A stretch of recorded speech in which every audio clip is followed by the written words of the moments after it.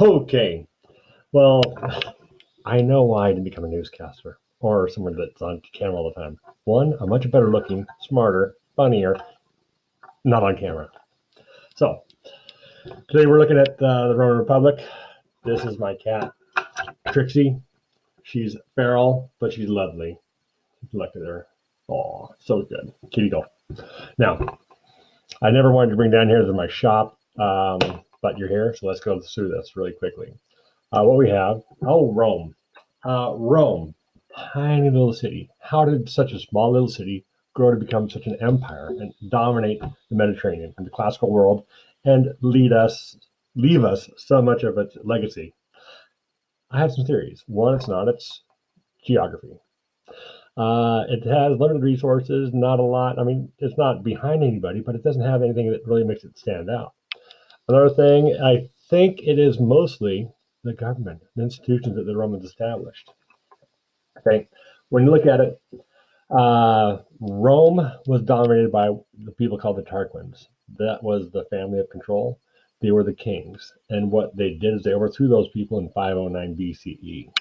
Now, when you look at this right here, I don't have it here, but when you look at this, they went from an authoritarian government and they slid it this way to where they had more freedom.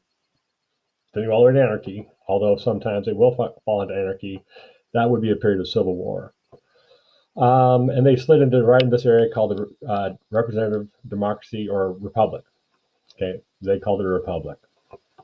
And that gave them more freedom and more ability to do what they wanted to do.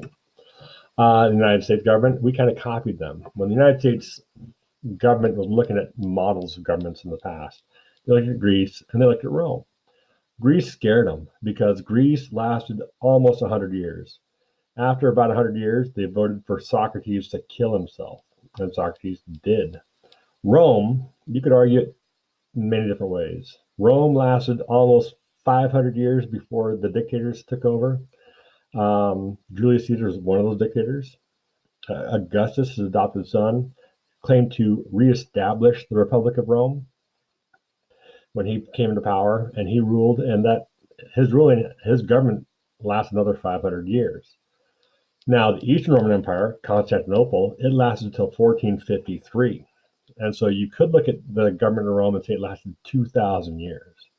But all governments evolved. It wasn't the same government they established in 510 BC or 509 BC. It evolved several times. Okay, our government evolves too.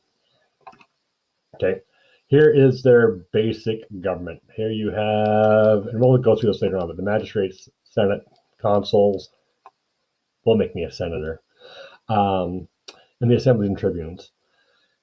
These are the three branches of government, the thing that we looked at and said, hey, we can balance our power off of each other. So we established the judiciary, the executive, and the legislative branch. Is right. Where are they? Oh, I gotta go back this way. Click on this now. I haven't done. Oh, here. Rome, as you can see, it dominated the Mediterranean Sea, most of Europe, all the way up through England. And it's amazing how they did that. Okay, our government changed quite a bit. Back in the 1780s, we fought with each other after the Revolutionary War with Britain. And we went from a confederacy to a federal government.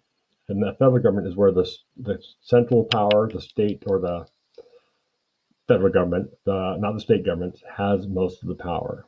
It did take some push and pull, and it wasn't really established until the Civil War when in 1865 Lincoln established the federal government as supreme over the states.